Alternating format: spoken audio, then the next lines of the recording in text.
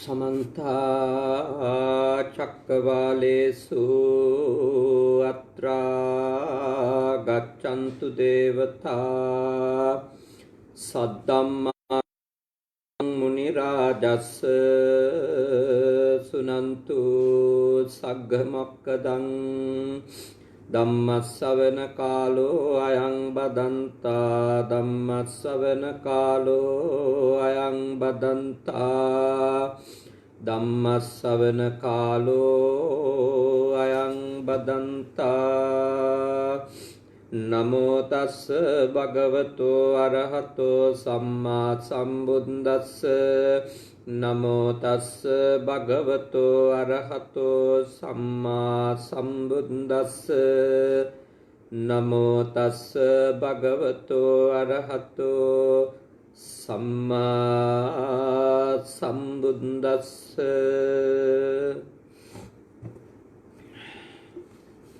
कारुणिक ශ්‍රද්ධාකාමී පින්වතුනි අදත් ඔබ හැම කෙනෙක්ම බුදු පුතුන් Facebook පිටුව සමග සජීවීව මේ වෙලාවේ සහසම්බන්ධ වෙන්නේ උතුම් තථාගත බුදුරජාණන් වහන්සේ දේශනා කරපු ධර්මය ටික වෙලාවක් ශ්‍රවණය කරන්න.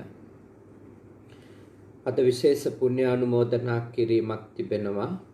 ඒ තමයි අද පින්කමේ අපේ දායක පිරිස ලෙස කටයුතු කරන නව ශ්‍රී ලංකාවේ අපේ කල්යාණ මිත්‍ර දායක දායිකාවන් අපේ ශ්‍රද්ධාවත් උපාසක උපාසිකා පිරිස අතර ජීවත් වෙලා අභාවයට පත්වන්නට යෙදුන ඒ රටට වගේම ලංකාවට මහ කීර්තියක් ගෞරවයක් අත් කරලා දීපු වියතෙක් ලෙස ජීවත් වුණු former Dean of Faculty of Humanities and Social Sciences and retired senior lecturer at the Department of Social Statistics Stanley Silva महता ඒ රටේ විශ්වවිද්‍යාලයක හිටපු එකාංශ ප්‍රධානියෙක් ලෙස සහ හිටපු ජ්‍යෙෂ්ඨ කතිකාචාර්යවරයෙක් ලෙස කටයුතු කරපු ස්ටැන්ලි සිල්වා මැතිතුමා අගෝස්තු මාසයේ මේ පහුගිය 25 වෙනිදා අභාවයට පත් වුණා. එතුමාට පින්පෙත් අනුමෝදන් කිරීම සිද්ධ කරන්නට කියලා අපේ ජීවක කොබ්බෑකඩුව මැතිතුමත් ඒ වගේම අක්ෂි කොබ්බෑකඩුව මැතිණියත් අපට ඉල්ලා සිටියා. ඒ සියලුම කල්යාණ මිතුරු මිතුරියන් එතුමාට පින් අනුමෝදන් කිරීම අපේ දායක පිරිස නව ශ්‍රී ලංකාවේ වෙසෙන සියලු දෙනාම බොහොම සතුටින් ඒ සඳහා සියලු දෙනාම එකතු වූ බව සියලු දෙනාගේම කැමැත්ත පළ කරමින් මේ දේශනාවේදී එතුමන්ට පින්පෙත් අනුමෝදන් කරන්න කියන එක අපට ඉල්ලා සිටියා. ඒ වගේම මා විශේෂයෙන් තව ආශිර්වාදයක් සිදු කරන්නට ඕන ඕස්ට්‍රේලියාවේ පර්ත් වල පදිංචිව සිටින ඒ අපේ දායක පවුලක දරුවෙක් බිනුලි ඩයස් පුංචි දියණියක්. ඒ දියණියගේ ජන්මදිනය අගෝස්තු 29 වෙනිදාට යෙදී තිබුණා. ඒ වෙනුවෙන් ඒ දුවට ආශිර්වාද කිරීමත් මේ පුතුම් පින් කටයුත්තේදී අපි සිත කරන්නට අපේක්ෂා කරනවා. ඒ ඇත්තොත් අපේ විහාරස්ථානයේ කැපකාරයන් ලෙස ආරණිකේතනයේ එරට සිටියත් කටයුතු කරනවා. පින්වතුන්ලා එක්ක අද මේ වෙලාවේදී මම සාකච්ඡා කරන්නට අපේක්ෂා කරන ඊටම වටින මාතෘකාවක් මා පොඩ්ඩක් විතර අසනීප තත්වයෙන් සිටියත් මම ඔබත් එක්ක කතා කරනවා ඊටම වටින මාතෘකාවක්. ඒ තමයි සමාව දීම ගැන, forgiveness කියන එක ගැන අපි සමාව දීම ගැන අද සාකච්ඡා කරනවා. මොකද මේ ලෝකෙට දියුණු වෙන්න ඕනේ නම් මිනිස්සුන්ට දියුණු වෙන්න ඕනේ නම් මිනිස්සුන්ට සතුටින් ඉන්න ඕනේ නම් මිනිස්සුන්ට සැනසෙල්ලේ ඉන්න ඕනේ නම් මේ ලෝකය සාමකාමී සහ තෘප්තිමත් තැනක් බවට පත් කරන්න ඕනේ නම් අපි කොන්දේසි විරහිතව සමාව දීම කියන එක, සමාව ගැනීම කියන එක අපි කළ යුතුයි කියලා මම විශ්වාස කරනවා. ඒ නිසා අපේ බුදුහාමුදුරුවන්ගේ ධර්මය ඇසුරු කරගෙන අපි ටික වෙලාවක් සාකච්ඡා කරමු. සමාව දීම කොහොමද වෙන්න ඕනේ? එහිදී තියෙන අපිට බාධක මොනවද? දීමේදී අපි කොයි ආකාරයේ ආධ්‍යාත්මික පදනමක්ද පසුබිමක්ද ගොඩ නගාගත යුතු වන්නේ කියන එක ගැන අපි මෙහිදී සාකච්ඡා කරන්න බලාපොරොත්තු වෙනවා. අපිට ජීවිතේ ගත කරපු කාලය අපස්සට ගියාට පස්සේ අපි කාටවත් කිසිම වැරද්දක් කරලා නැද්ද? මම, ඔබ, අපි කවුරුත් කාට හරි ජීවිතේ වැරද්දක් කරලා තියෙනවා. එකක් හෝ කීපයක්. අපි කරපු වැරදි අනිත් අයට අපි කරපු වැරදි කල්පනා කරලා බැලුවොත් අපිට අනුව සලකනකොට, අපේ පැත්තෙන් සලකනකොට ඒවා බොහෝම පොඩි දේවල් ලෙස අපිට දැනෙන්නට පුළුවන්. අපිට හිතෙන්නට පුළුවන් එක කොච්චර සුළු වැරද්දක්ද, මොනතරම් පොඩි වැරද්දක්ද කියලා තමයි සාමාන්‍යයෙන් අපේ පැත්තෙන් බලනකොට අපට හිතෙන කාරණාව. නමුත් අපි සුළුයයි අපේ පැත්තෙන් කල්පනා කරන, අපේ පැත්තෙන් හිතන, අපි ගැන හිතලා අපි නිගමනවලට එන කාරණාව නිසා පීඩා විඳින කෙනා ඇත්තටම කොයි ආකාරයේ පීඩාවක්, කොයි ආකාරයේ දුකක්, කොයි ආකාරයේ විඳවීමක් එක්ක කටයුතු කරාද කියන එක ගැන අපට නිශ්චිත නිගමනයකට එන්න පුළුවන් කමක් ලැබෙන්නේ නැහැ. ඒ නිසා අපි මොන හේතුවක් නිසාවත් අපි කරන ලද වැරද්දක් ගැන, එහි කුඩා හෝ මහත් බව ගැන අපි නිශ්චිත නිගමනවලට එම එච්චර යුක්ති සහගත නැහැ කියන එක තමයි මම විශ්වාස කරන්නේ. මොකද අපගේ ඒ ක්‍රියාව නිසා, අපගේ ඒ හැසිරීම නිසා විඳවපු පාර්ශවය තමයි දන්නේ ඒකෙන් විඳෙව්වේ පොඩ්ඩක්ද ගොඩක්ද කියන කාරණේ. ඒක පළමුවෙන්ම තේරුම් ගන්න. ඒක මේ අනෙක් අයට සමාව දෙනකොට අර තමන්ට දෙයක් උනාට පස්සේදී දැනෙන එක තේරුම් අරන් ඉදීම හරි වැදගත්. ඒ නිසා අපි අපේ ජීවිතේ බොහෝ දෙනාට විවිධ ආකාරයේ වැරදි, කරදර, හිංසා, පීඩා අපි කරලා තියෙනවා. ඇත්තටම අපි අපේ අම්මා තාත්තට ඉඳලා පුංචි කාලේ අපේ ගුරුවරුන්ට ඉඳලා අපේ ඇසුරු කරපු යාළු මිතුරියන්ට විවාහ වෙච්ච අය නම් තමන්ගේ ස්වාමි පුරුෂයාට බිරිඳට, දරුවන්ට, දරුවෝ නම් අම්මා තාත්තට, මෙහෙම අපි වරින් වර කරපු වැරදි වලට අපි ඇත්තටම අපිට ඒගොල්ලෝ සමාව දුන්නේ නැත්තම් සමහර විට අපි ගොඩාක් දඬුවම් වලට, පීඩා වලට මේ වෙනකොටත් ගොදුරු වෙමින් ඉන්න ඕනේ.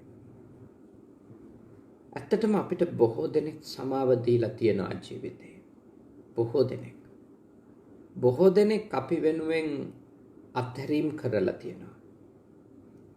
බොහෝ දෙනෙක් අපි ගැන වෛරය, තරහව අතහැරලා දාලා තියෙනවා. ඒ නිසා තමයි දවසක් හරි අපි සතුටින් මෙහෙම ජීවත් වෙන්නේ. මොකද වැරදි නොකරපු අය නැහැ කොහෙවත්. වැරදි නොකරපු අය කවුරුක්වත් නැහැ. වැරදි කරපු අය තමයි මේ ලෝකේ ඉන්නේ. කාට හරි කොයි වෙලාවක හරි කිනම් හේතුවක් නිසා හරි වැරදි කරපු අය ඉන්නවා. ඒගොල්ලෝ දවසක් හරි සතුටින් ඉන්නවා නම් දවසක් හරි සැනසෙල්ල ගෙවනවා නම් ඒ ඔබට අනිකා සමාව දීපු නිසා. ඒකම දැන් අනිත් පැත්තට හිතමු. ඔබට සමහර අය වැරදි කරලා ඇති. ඔබට සමහර අය යම් අපරාධ කරලා ඇති. සමහර අය ඔබට අසාධාරණ කරලා ඇති. අයුක්තිය කරලා ඇති. ඒත් මම ඔබට යෝජනා කරනවා ඔබ තමයි දන්නේ ඒ වැරද්ද නිසා ඔබ කොච්චර විඳෙවද කියන එක. ඒක ඔබට වැරද්ද කරපු කෙනා දන්නේ නැහැ. ඔබ දන්නේ නැහැ වගේම ඔබ වැරද්දක් කරාට පස්සේ අනිත් එක්ක විඳවන ප්‍රමාණය ගැන ඔබට අදහසක් නැහැ වගේම ඔබ තමයි දන්නේ ඔබට වැරද්දක් කරාට පස්සේ අනිත් එක්කෙනා ඔබ කොච්චර විඳෙවද කියන කාරණේ. ඇත්තටම කියනවා නම් ඔබ වැරද්දක් කරපු වෙලාවේ ඔබට හිතුණු දෙයම එනම් මේක සුළු වැරද්දක්. ඕකත් වැරද්දක්ද? ඔක කොච්චර හිතන්න හෝ සමාව ගන්න දෙයක්ද? ආදි වශයෙන් ඔබ කල්පනා කරපු දෙයම ඔබට වැරද්ද කරපු කෙනත් මේ වෙලාවේ කල්පනා කරමින් ඇති. එයත් කල්පනා කරමින් ඇති. ඔක මොකද්ද? එයාට මම වැරද්දක් කරේ නෑ. එහෙම හිතෙනම ඇති යාට. ඒක මොකද ඔබටත් ඒ ආකාරයටම ඔබට දැනෙලා තියෙනවා. එතකොට ඔබ හැම කෙනෙක්ම උත්සාහ කරන්නට ඕනේ දේ තමයි සමාව දීම කියන කාරණාවේදී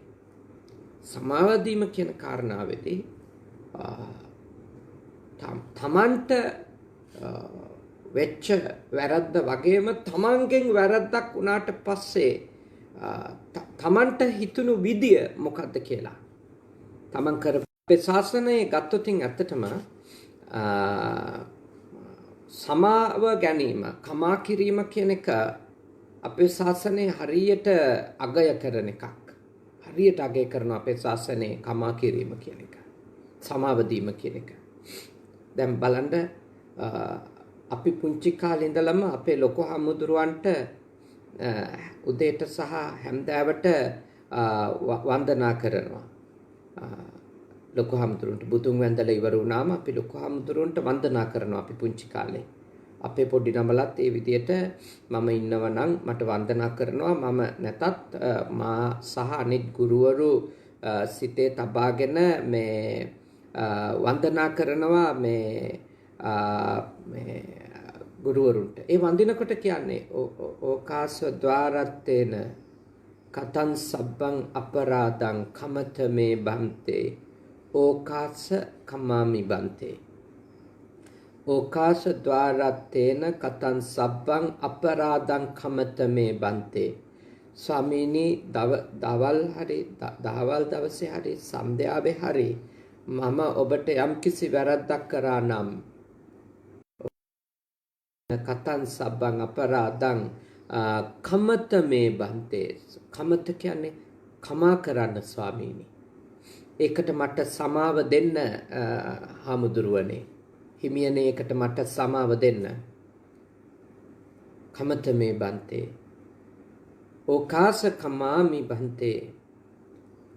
මාත් ඔබ වහන්සේ මට පොඩි හරි වැරද්දක් කරා නම් ස්වාමීනි මමත් ඒකට කමා කරනවා.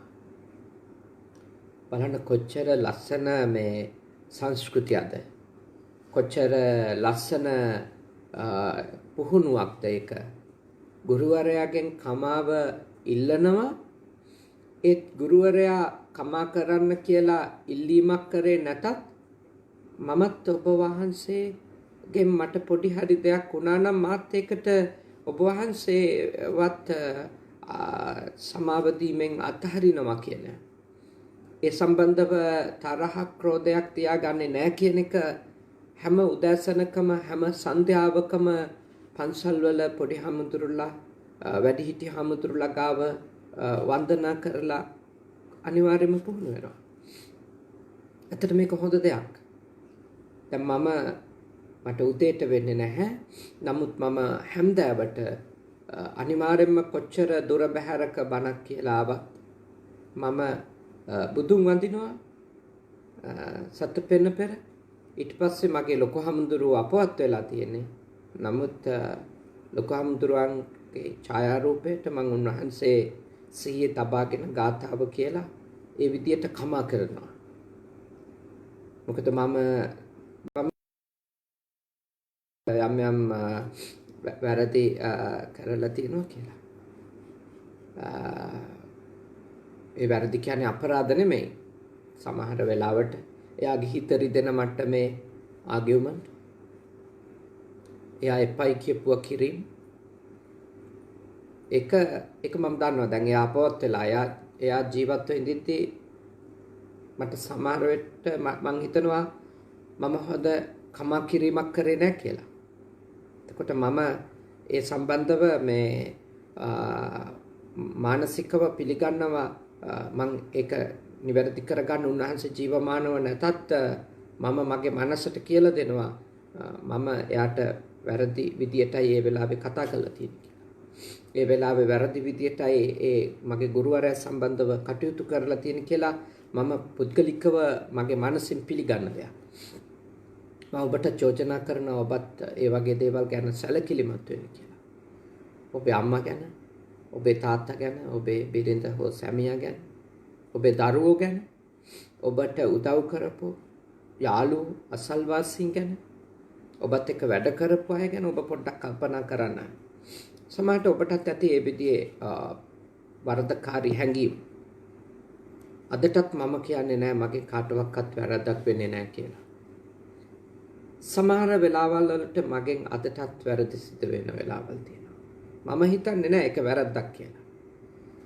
කෙනෙක්ම ඒක තේරුම් ගන්න ඕන. ඔබලාගේ ජීවිතයේත් ඒ වගේ දේවල්, ඒ වගේ අත්දැකීම්, ඒ වගේ වරදවල් වෙච්ච තැන් තියෙන්න පුළුවන්.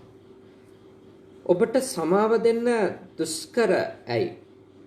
ඔබට සමාව දෙන්න දුෂ්කර හේතුව තමයි ඔබට නිතරම, ඒ කියන්නේ කෙනෙකුට සමාව දෙන්න යද්දී නිතරම ඔබට මනසේ වද දෙන කාරණා කීපයක් තියෙනවා. අක්කොච්චිමං, අවදිමං, අජින්නිමං, අභාසිමේ, යේතං න උපනයි හම්ති වේරං තේ සුපසම්මති වේරං තේ සන්න සම්මති යේතං උපනයි හම්ති වේරං තේ සන්න සම්මති. ඒ කියන්නේ කවුරු හරි කෙනෙක් මට බැන්න කියන එක නිතර හිතනවා නම්, මට ගැහුවා කියන එක නිතර හිතනවා නම්, මාව පැරද්දුවා කියන එක නිතර හිතනවා නම්, මගේ දේවල් ගත්තා, මගේ දේවල් උදුරගත්තා කියන එක නිතර හිතනවා නම්, එයාට වෛරයෙන් නිදහස් වෙන්න බෑ. කවුරු හරි කෙනෙක් මට බැන්න, මට ගැහුවා, මාව පැරද්දුවා, ගත්තා, මට තිබිච්ච අවස්ථාව නැති කරා කියලා කවුරු හරි එක්කෙනෙක් කියනවා නම් මතක තියාගන්න. එයාට කවදාවත් එයාගේ වෛරයෙන් නිදහස් වෙන්න බෑ. එයාට ඒ වෛරයෙන් නිදහස් වෙන්න ඕනේ නම් එයා ඒ විදිහට හිතන එක නවත්තන්න ඕනේ. ඒකේ අනිත් පැත්ත ක්‍රියාවට නංවන්න ඕනේ. යේතං උපනයන්ති වේරං තේසන්න සම්මති කිව්වේ වෛරය සංසිඳෙන්නේ නැහැ ඒ විදිහට හිතනකොට. හැබැයි යම් කිසි කෙනෙක් මට බැන්න කියන එක, මට ගැහුවා කියන එක, මා සතු දේවල් පැහැරගත්ත කියන එක, මම පැරද්දුවා කියන එක ගැන නිතර තරහෙන් වෛරෙන් හිතන්නේ නැතුව ඉන්නවනම් අන්න ඒ අයගේ වේරම් තේසූප සම්මති, ඒගොල්ලොන්ගේ වෛරය සංසිඳෙනවා. ඒ කියන්නේ ඒගොල්ලෝ සමාව දීලා. සමාව දෙනවා කියන්නේ වෛරය අතාරිනවා කියන එක. සමාව දෙනවා කියන්නේ වෛරය අතාරිනවා කියන එක. වෛරය අතහැරෙන්නේ අර විදියට හිතනකොට. අර විදියට කල්පනා කරන්න ඕන. එයා මාව පැරද්දුවා කියා හිත හිටියත් හැමදාම අපි එකම ගැටයක, එකම ලූප් එකක කොටස්කාරයෙක් වෙලා එකම තැන ඉඳීනේ. එකම තැන ඉඳී අපි. අපි අපිට සමාව දී ගන්නේ නැත්තම් අපි අනිත් එක්කෙනාට සමාව දෙන්නේ නැත්තම් අපි එකම තැන ඔහේ ගත කරයි. අපිට එළියට එන්න බැරි වේතනින්. අපි ඉන්න තාම අවාසනාවන්ත තැනකින් අපිට එළියට එන්න ඕනේ නා. අපිට එළියට එන්න ඕනේ නා. බුදුහාමුදුරුවෝ දේශනා කරන්නේ අපිට අර විදියට හිතන්න එපා. තරහෙන් හිත ඉන්න එපා. පලිගැනීමේ චේතනාවෙන් හිත ඉන්න එපා. එහෙමුණොත් එකම දෙක ඔබ ගැට ගැහිලා යයි. කවදාවක්වත් ඒ දරුණු ඒ විසකුරු ගැටවලින් ඔබට ගැලවෙන්න ඔබට නිදහස් වෙන්න කවදාවක්වත් නොහැකි වේ. ඔබ හරියට විඳවයි ඒවයි.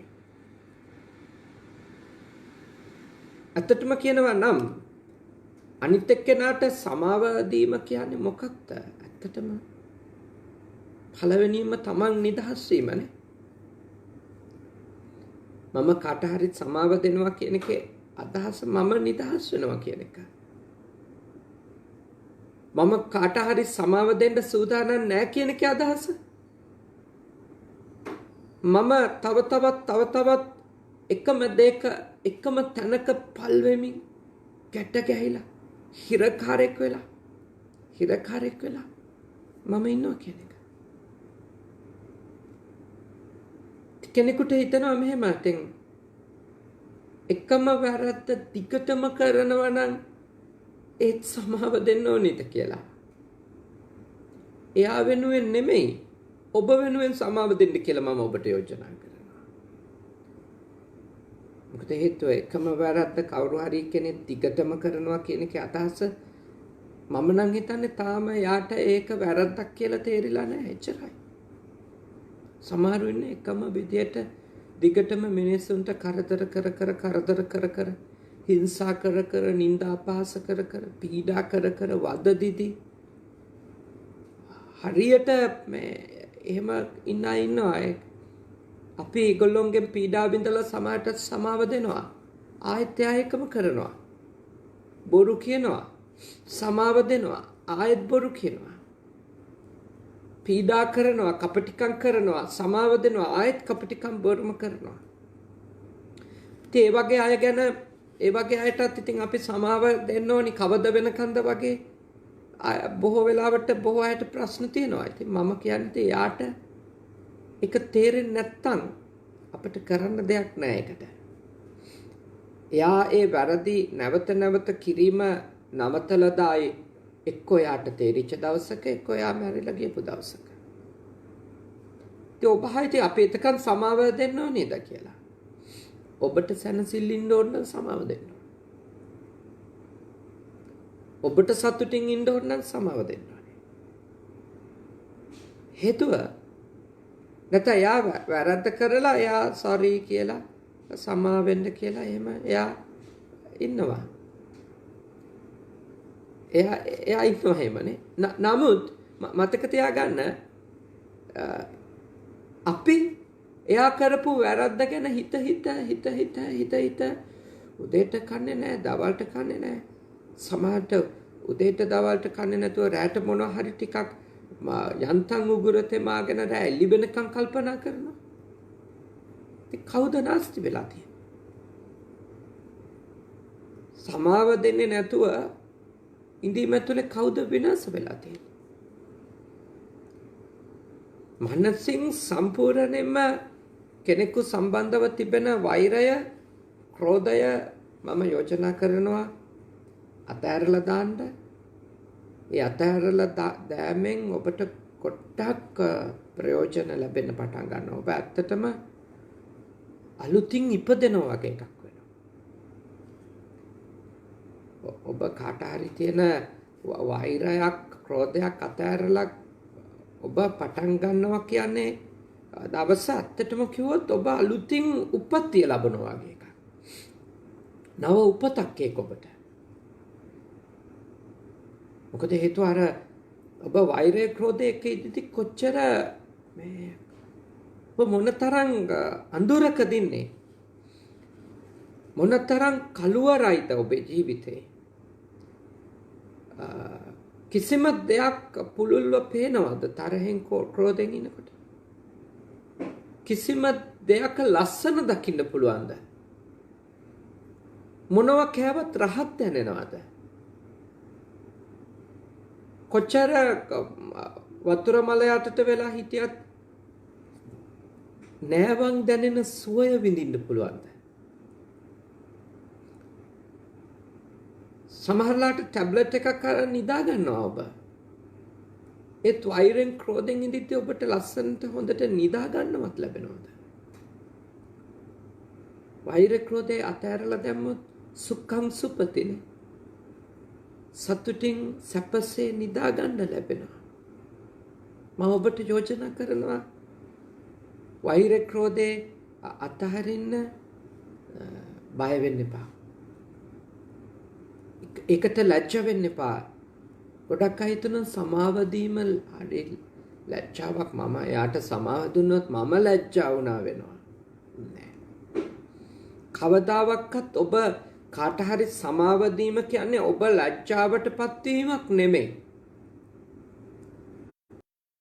නුවණක් නැතුව එළියේ ඉඳන් ඒව ගැන අදහස් පළ කරන අයට හිතෙන්න පුළුවන් සමාව දීපු එක්කෙනා හරි මේ පහත් තත්වයකට ඇද වැටුණා, එයා දෙවනි තත්වයකටපත් වුණා. එහෙම එළියේ ඉඳන් නුවණක් නැතුව නිගමන කරන අදහස් පළ කරන අය හෝ ඔබ තවදුරටත් වෛර තියාගෙන විඳවමින් ඉන්නව දකින්න ආසයත් ඉන්නවනේ. ඒ කියන්නේ සමහරව ඉන්නවා ඔබට බොහොම මේ හිතවත් වගේ ඉඳගෙන හැමතිස්සෙම උදව් කරනවා මේ වෛර ක්‍රෝධේ දිගටම තියාගෙන යන්න. අතාරින්න එපා. සමාව දෙන්න එපා. ඔය වගේ අය අතාරින්න හොඳ නැහැ. ඔය වගේ මිනිස්සුන්ට සමාව දෙන්න හොඳ නැහැ. ඔන්න ඔය විදියට ඇත්තටම කියනවා නම් සමහර කෙනෙක් ඉන්නවා අපිත් එක්ක බොහොම මිත්‍රශීලීවම තමයි ඉන්නේ. අපිට හොඳම උපදෙස් දෙන, අපිට හරිම මහා ජීවිතයට ශක්තියක් දෙන අය වගේ ඉන්නේ. හැබැයි ඒගොල්ලෝ මිත්‍රශීලීවම අපිට ඔළුවට තානවා අපි දිගටම මේ වියගහේ ගැට ගැහිලා ඉන්න ඕනි කියලා. අපි ඒ වියගහෙන් නිදහස් වෙන්න ඕනේ නැහැ කියලා කියන්නේ. ඒ කියන්නේ දෙන්න එපා සමාව, අතාරින්න එපා. ඔය කරන ඒවට අනිවාර්යෙන් දෙයක් කරන්න ඕනේ. එහෙම කියලා කවුරු හරි කෙනෙක් මේ දිගටම ඔබ ගාව ඉඳන් කියනව නම් ඒකේ අදහස ඔබට ගැලවෙන්න එයා ඉඩ දෙන්නේ කියන එක. එක හොඳට තේරුම් ගන්න. එයා යාළුවෝ නෙමෙයි. ඒ අය කරන්නේ ඔබට ලැබෙන්න තියෙන ගොඩාක් ප්‍රතිලාභ බෙනිෆිට්ස් කියන ඒවා ගොඩක් ඒවා ඔබට නැති කළා දානවා. ඒ හින්දා ඔබ ඒ වගේ කතා පවත්වන කෙනෙක් ඉන්නවා නම් එයා ගැන හිතන්න. මෙයාට මොකක්ද ඕන? මෙයා දිගින් දිගටම මගේ ගාව ඉඳන් මම අනිකාට වෛර කිරීම අනුමත කරනවා. මං අනිකාට බනින්න යන එක, ගැටෙන්න යන එක, මං එයාට එරෙහිව යොද ප්‍රකාශ කරන එක අනුමත කරන. එතකොට මෙයාට මොකක්ද ඕනේ? මෙයාගේ අවශ්‍යතාවය මොකක්ද? ඒවා හිතන්න. මොකද නැත්තම් ඔබට ගැළවීමක් නැති වෙලා යනවා කවදාවත්. සමහර ළඟ ඉන්න අය විසින් කරන පෙළඹවීම නිසා ඔබ සමාව දෙන්න නැතුව ඉන්නවා අනිත් එක්කෙනාට. කවදාවත් සමාව දීම කියන එක ලැජ්ජාවට කරුණක් එහෙම නෙමෙයි. නෑ. සමාව දීපු කෙනා අභ්‍යන්තරික ජයග්‍රාහකයෙක්. අභ්‍යන්තරික ජයග්‍රාහකයෙක්. එයා කවදාවත් අභ්‍යන්තරික පරාජිතයෙක් නෙමෙයි. අභ්‍යන්තරික ජයග්‍රාහකයෙක්. බුදුහාමුදුරුවෝ ඇත්තටම සමාව දීම ගැන හොඳ ලස්සන කියවීම මම ජීසස්ගෙන්, ජේසුතුමාගෙන් මම කියවලා තියෙනවා. හොඳ දේවල් තියෙනවා. ලස්සන දේවල් කියලා තියෙනවා සමාව දීම ගැන. හොඳ කියමන්. බුදුහාමුදුරුවෝ මේ අපට ධම්මපදයේ යමක වර්ගයේ තියෙන ගාථා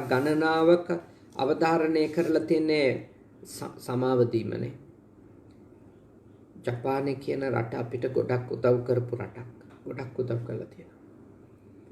ජපානයෙන් ලැබිච්ච උදව් ගොඩාක් ජෙනුයින් ඒවා.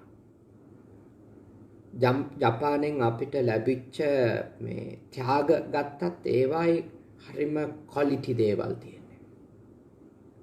ඒවා මේ තුට්ටු දෙකේ මාසෙන් දෙකෙන් ඉවර වෙන තෑගි නෙවෙයි ජපානය අපිට දීලා තියෙන ඒවා.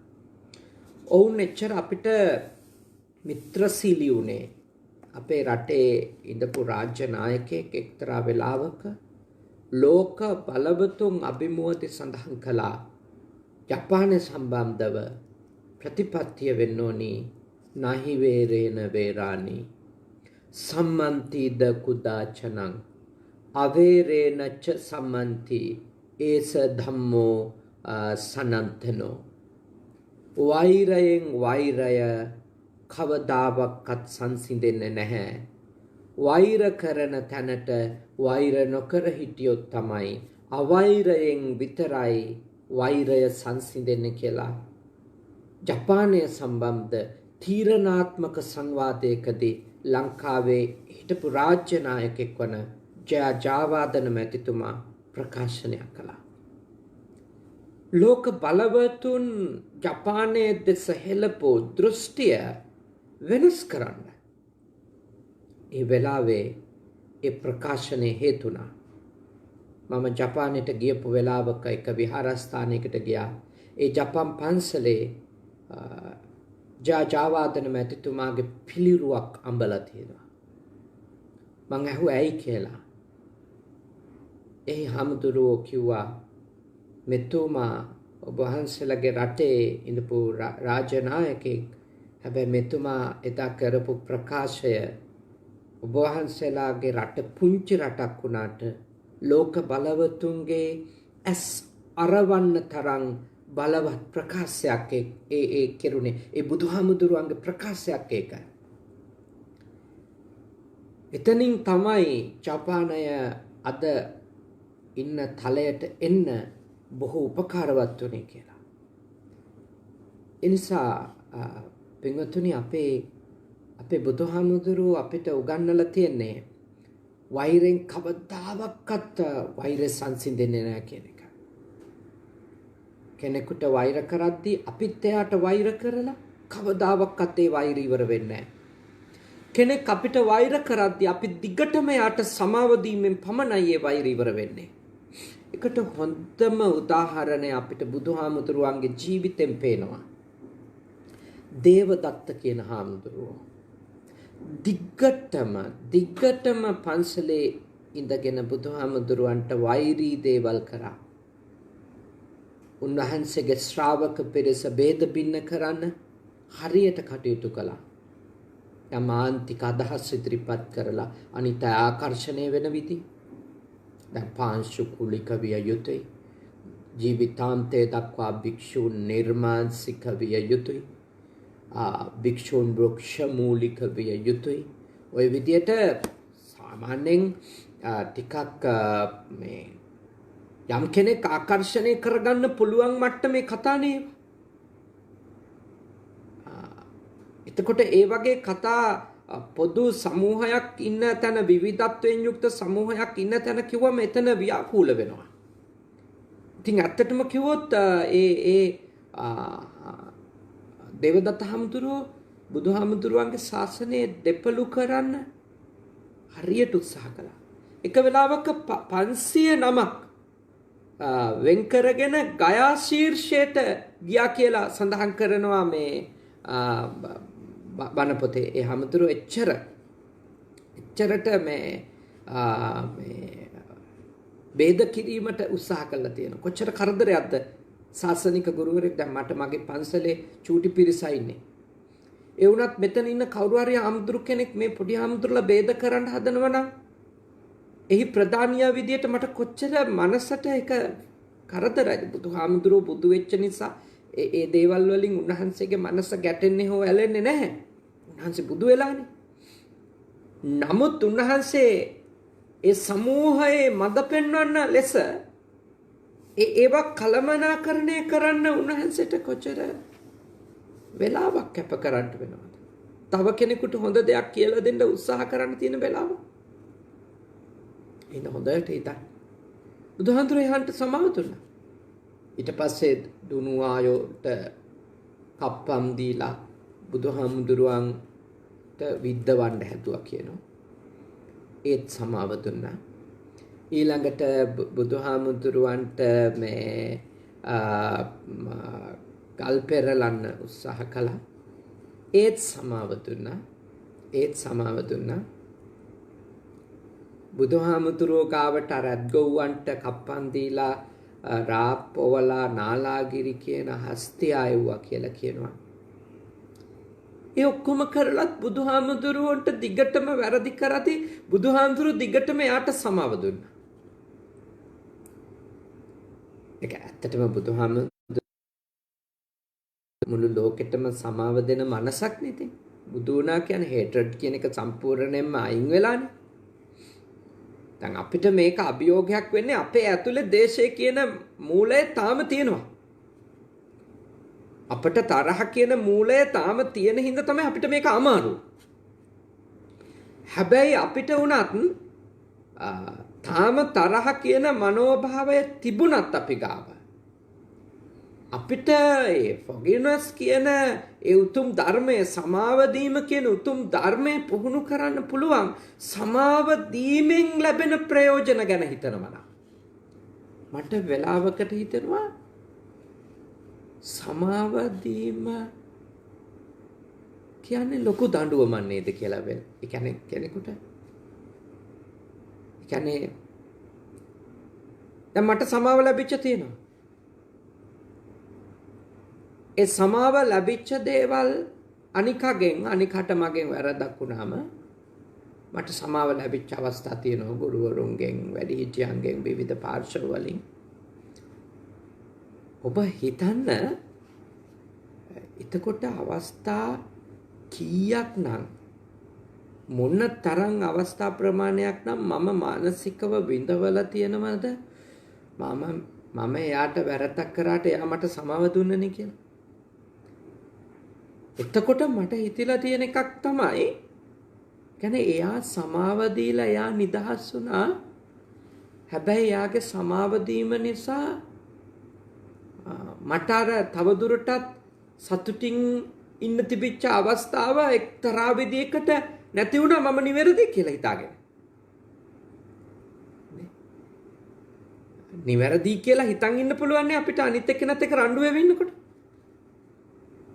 අනිත් එක්කෙනා සමාව දීපු ගමන් අපිට තවදුරටත් එයත් එක්ක රණ්ඩු කර ඉන්න බෑනේ. අපි රණ්ඩු කරන්නේ අපි සාධාරණයි අපි හරි කියලා අනිත් එක්කෙනාට ඒත්තු ගන්නවන්නනේ. අනිත් එක්කෙනා අපිට හරියට සමාව දීපු ගමන් මන් දන්නේ ඒක ලොකු දඬුවමක් වගේ. එතනින් එහාට ඉවරයි. එතනින් එහාට මතක තියාගන්න. එතනින් එහාට අපි අනේකාට නේ. එතනින් එහාට අපි අනේකාට මොනවක් කියන්නද?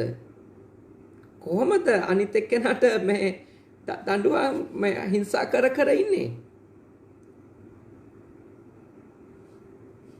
අතහැරලා දානෝනේ එයා අපිව. සමාව දෙනවා කියන්නේ එයා අපිව අතහැරලා දානවා කියන එකනේ. අතහැරලා දානවා කියන්නේ ගෙදරින් යනවා කියන එක නෙවෙයි අම්මා කෙනෙක්. තාත්තා කෙනෙක් සමාව දෙනවා කියන්නේ මේ ගෙදරින් යනවා කියලා නෙමෙයි. එයා ගෙදර ඉන්නවා. හැබැයි එයාට කරපු වැරදි වලට එයා සමාව දීලා දාලා. සමහරවල් තාමත් එයාට වැරදි කරනවා. ඒත් එයා මුකුත් කරන්නේ නැතුව, රවලවත් බලන්නේ නැතුව, හිංසාකාරීව කිසි දෙයක් කරන්නේ නැතුව හොඳට කන්න ටික හදලා දෙනවා. ඇඳුම් ටික හොදලා දෙනවා.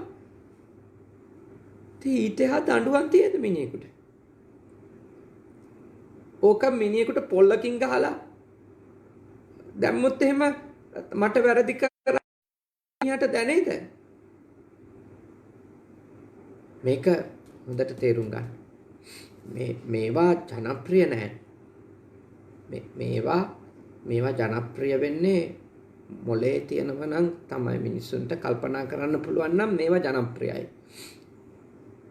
ඒත් මේ සාමාන්‍ය මේවා ගැන හිතන්න කැමති නැති වෛරයම ක්‍රෝධයම තමන්ගේ ඇතුලේ පුරවාගත්තු මිනිස්සු අතර මේ වගේ අදහසක් ජනප්‍රිය කරන එක හරි අමාරුයි. මම යෝජනා කරනවා පුළුවන් නම් මේ දේශනාව මේ අනිතාට ෂෙයා කරන්න. මේ Facebook එකේ මේක ටික දවසක් ගියාන් යටට යන නිසා අපි YouTube එකට මේක දානවා බුද්ධ පුතුන් YouTube channel එකට. ඒකෙන් හරි ගිහිල්ලා නැවත මේ බලන්න සලස්සන්න මිනිස්සුන්ට. ඒ ඇයි කියනවා නම් අපේ මේ ලෝකය මෙච්චර අතෘප්තිමත් එක තැන පල් වෙන ලෝකයක් බවට පත් වෙලා තියෙන්නේ ඇත්තටම අපිට තියෙන භෞතික පහසුකම් වල ප්‍රශ්නයකට වඩා මේ මැටීරියල් දේවල් වල ප්‍රශ්නයකට වඩා අපේ තියෙන තරහ වෛරය ක්‍රෝධය විසින් මේ ලෝකයේ සාමය සතුට සංසිඳුණු බව මේ දේවල් නැති කරලා තිනෝගේ ගෙවල් වලත් එහෙමයි. එතකොට ඒ කිසිම තැනක කිසිම දෙයක් මේ එක මේ නිෂ්පාදනයක් වෙන්න කිසිම දෙයක් මේ දියුණුවක් වෙන්න ඒ වෛරය ක්‍රෝධය විසින් ඉඩ දෙන්නේ නැහැ. අම්මෙකුයි තාත්තෙකුයි දෙන්න වෛරෙන් එක ගෙදරක ඉන්නවා කියන්නේ ඒ ගෙදර කිසිම දියුණුවක් තියද කියලා බලන්න. ගුරුවරුයි ගෝලයේ වෛරෙන් ඉන්න තරහෙන් ඉන්න පන්සල් වල කිසි දියුණුවක් තියද කියලා බලන්න. කිසිම තැනක දියුණුවක් නැහැ. ඒ හැම තිස්සෙම ඒගොල්ලෝ ඉන්නේ සැකයකනේ. ඒගොල්ලෝ ඉන්නේ හැම තිස්සෙම මේ සැකයක. අරයා මට මෙහෙම කරයිද මෙයා මට මෙහෙම කරයිද සමාව දෙන්න සූදානම් නැති අය ඉන්නේ අනිත් එක්කෙනා ගැන පුදුම සැකයක. ඒ අය තමන් වෛරෙන් ක්‍රෝධෙන් පිරිච්ච මනසක ඉන්නකොට හැම තිස්සෙම ඔළුවට එන එකක් තමයි අරයත් මං ගැන එහෙමම හිත ඇති කියලා. එතකොට එයා බැලුවත් එහෙම හිතෙනවා, හැරුණත් එහෙම හිතෙනවා, කතා කරත් එහෙම හිතෙනවා.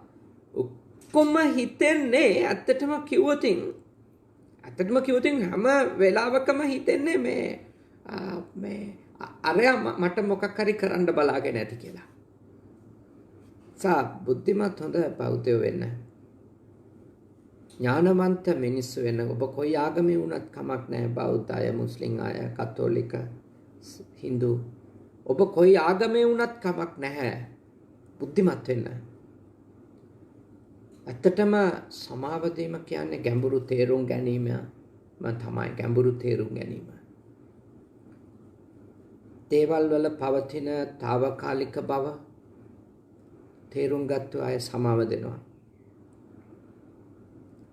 දේවල් වල පවතින ගැඹුර తాවකාලික බව ගැඹුරින් තේරුම් ගත්ත අය සමාව දෙනවා. කිසිම දෙයක් සදාකාලික නැහැ කියන එක තේරුම් ගත්ත අය සමාව දෙනවා. මම නම් ගොඩක් වෙලාවට අනිත් අයට සමාව දෙන්න මම පාවිච්චි කරන ක්‍රමය තමයි එයා ඒ වැරද්ද කරන්නේ නැත්තේ එයා දුර්වලම වෙලාවේ කියලා හිතන එක.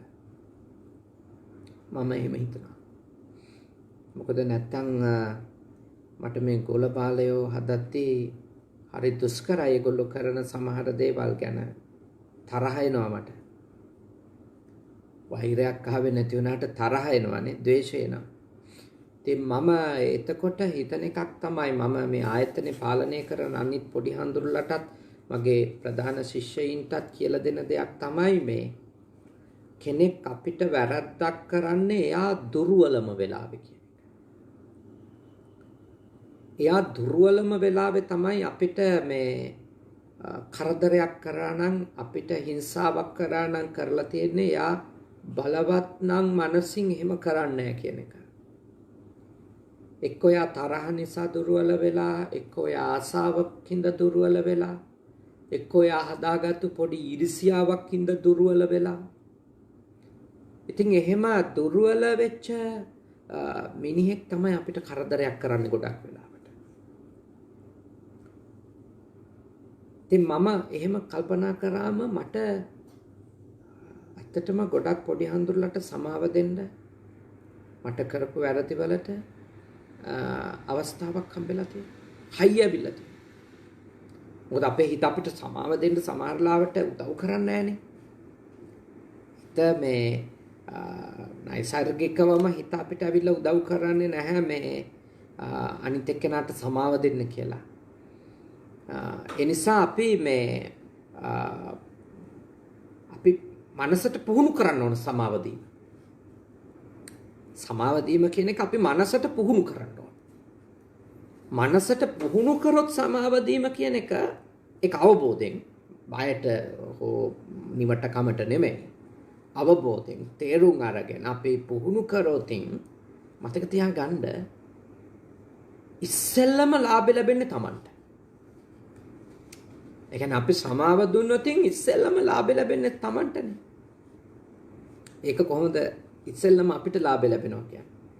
දැන් අපි මේ අනිත් එක්කෙනාට සමාව නොදී තරහෙන්, වෛරෙන්, ක්‍රෝධෙන් හිත ඉන්නකොට එයා ගැන සමහර විට අපි දවස් 10ක් විතර හිතලා ඇතුලෙන් විඳෝල එක දවසක එයාට පොඩි දෙයක් කරනවා. ඉතින් වැඩිපුර විඳෝල තියෙන එයා නෙමෙයි. එයා ඒ ඉතුරු දවස් 10 මෙයා සනසිල් ඉඳලානේ.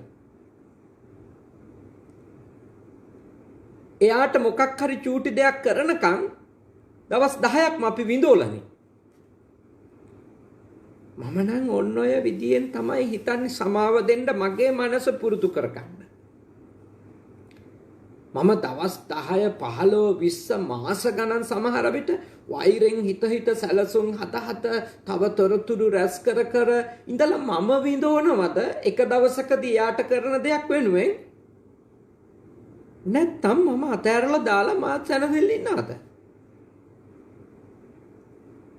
හොඳට තේරුම් ගන්න. ඔබ කාට හරි සමාව නොදී වෛර කර ඉන්නවා කියන්නේ ඇත්තටම මේ ඔබේ ජීවිතේ විනාශ කර ගන්නවා කියන එක. එක දවසකදී කාට හරි මොනවා හරි දෙයක් කරන්න කියන්න බලාගෙන ඔබ තරහ, ක්‍රෝධ, වෛර හිතේ තියාගෙන ඉන්නවා කියන්නේ ඇත්තටම ඔබ දඬුවම් විඳ ඉන්න එකනේ. ඔබ තියන් ඉන්න සිතුවිලි වලට ඔබ දඬුවම් විඳිනවා. ඔබ කාට හරි සමාව දීපු ගමන් ඔබ සැනසීම ලබනවා, එයා දඬුවම් විඳිනවා. ඔබ සැනසීම ලබනවා. ඒකයි සමාව දීම හරිම උසස් දෙයක් කොට මේ ලෝකය සලකන්නේ. සමාව දීම. කොයි ආගමෙත් සමාව දීම අගය කරනවා. මිනිස්සු වෛරෙන්, ක්‍රෝධෙන් මත් වුණාම, තරහෙන්, නූගත් කමින්, අනවබෝධයෙන් මිනිස්සු වියරු වැටුනම මිනිස්සු සමාව දීම මහා නිවට පහත් ලැජ්ජා නැති තත්යකට පත්වීමක් ලෙස පෙන්වුවට බුද්ධිමත් මිනිස්සු එහෙම නැහැ. බුද්ධිමත් මිනිස්සු, ඥානවන්ත මිනිස්සු හැම තිස්සෙම සමාව දීලා තමන්ගේ සැනසෙල්ල උදා කරගන්නවා. තමන්ගේ සාර්ථකත්වය උදා කරගන්නවා. මොකද අර ගැට ගැහිලා ඉන්න දරුණු ලණුවකින්, දරුණු ගැටයකින් එයා නිදහස් වෙනවා. එයා තමයි ලෝකයේ ලස්සනට දකින්න කෙනා වෙන්නේ. ඒ නිසා ඔබ සමාව දෙන කෙනෙක් වෙන්න. ඔබ සමාව ගන්න කෙනෙක් වෙන්න. ඔබ සමාව දෙන කෙනෙක් කියන්නේ කිසිම කන්ඩිෂන් එකක් නැතුව ඔබ ලව් කියන එක, ආදරය කියන එක මේ ලෝකෙට ප්‍රදානය කරන කෙනෙක් කියන එකයි. ඔබ මෙත්තා කියන උදාර ධර්මය, ෆ්‍රෙන්ඩ්ලිනස් කියන එක, ලවින් කයින්ඩ්නස් කියන උදාර ධර්මයන් ඔබ තුල දියුණු කරගත්තු මනුස්සයෙක් කියන එකයි ඔබ සමාව දෙන කෙනෙක් වුණා කියන එකේ නියම අර්ථය. ඒ සඳහා තමයි මම ඔබට යෝජනා කරන්නේ. ඔබ ඊටාම උදාර සිතුවිලි වලින් යුක්තව සමාව දීම ප්‍රගුණ කරන්න. මාත්‍ය පුහුණු කරනවා. මම ඔබට යෝජනා කරනවා සමාව දීම පුහුණු වෙන්න. තව එකක් වාක්‍යයක් විදියට කිව්වොත් දෙන දේවල් ලැබෙයි. ඔබ අනිකට සමාව දුන්න කියන්නේ ආදරය දුන්න කියන එක. මෛත්‍රිය, මිත්‍රත්වය දුන්න කියන එක. ඔබ ඒ දීපු දේවල්ම ඔබටත් ලැබේවි. ඔබේ දීපු දේවල්ම ඔබටත් ලැබේවි. ඒ නිසා ඔබ කවදාවත් බය වෙන්න එපා. ඔබ දීපු දේවල් ඔබට අහිමි වෙනවා කියලා නෑ.